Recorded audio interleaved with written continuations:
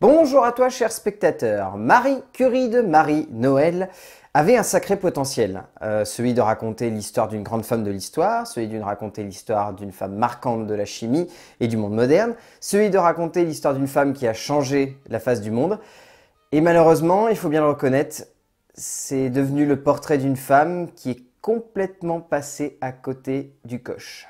Le résumé pour faire simple, à l'aube du XXe siècle, Marie Curie va perdre son mari juste après qu'ils aient reçu leur prix Nobel. Dans ce contexte, elle va tout faire pour accomplir et terminer le travail de son défunt époux, tout en faisant face à des affres dont elle ignorait le pouvoir. Quand je dis ça, c'est parce que j'ai vraiment la sensation que Marie-Noël ne savait pas comment faire son métrage.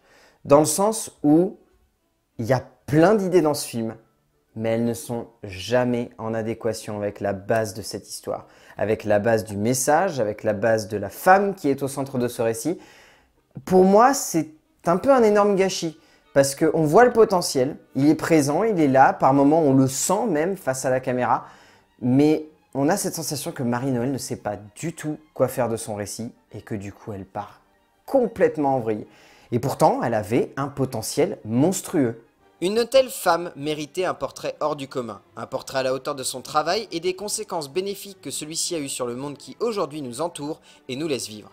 Pourtant, Noël semble s'être contenté de livrer le portrait d'une femme beaucoup trop simple, voire même carrément simpliste, tant on a la sensation de voir un film grossier, cliché et même par moments totalement dénué du moindre sens de la réalité que se devrait d'avoir une telle œuvre cinématographique.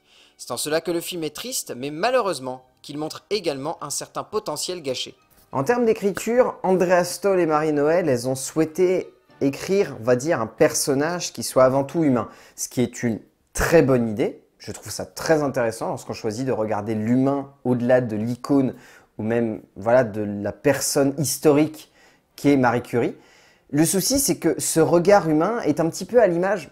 J'ai un exemple qui vient en tête, c'était La Dame de Fer, le portrait qui était fait de Margaret Thatcher, qui nous montrait une femme qui était complètement en inadéquation avec le personnage historique, mais ce qui pouvait être intéressant sur la base, mais qui du coup donnait un long métrage qui était très foutraque. Et on ressent un petit peu ça à travers l'écriture de Stoll et de Noël, c'est que ils ont voulu composer un personnage qui soit plus une femme qu'une icône de la chimie et de l'histoire de l'humanité, et du coup, ça donne cette espèce de portrait qui est extrêmement cucu par moments, qui du coup nous donne cette sensation que l'écriture est complètement passée à côté de la plaque du personnage et qu'au final, il y a un potentiel monstre qui est complètement inexploité, qui est dans un premier acte assez intéressant et qui vient dans un espèce de deuxième acte complètement foutraque détruire cette espèce de personnage et lui amener une certaine parabole romantique complètement niaiseuse qui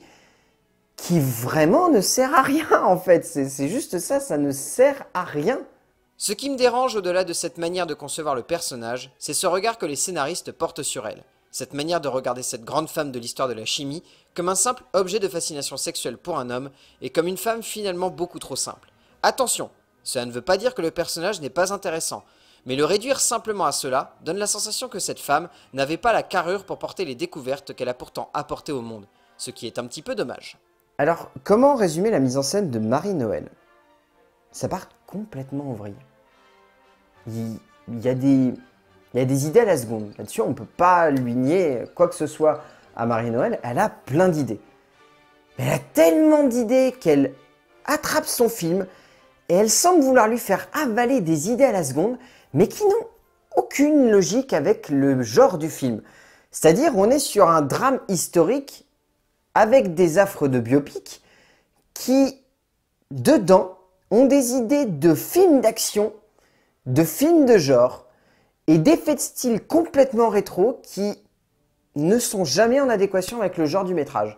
En soi, je pense que Marie-Noël fera une très grande metteur en scène si elle s'essaye au cinéma de genre. Là-dessus, elle va nous pondre des trucs, ça va être à mon avis très stylisé et très intéressant.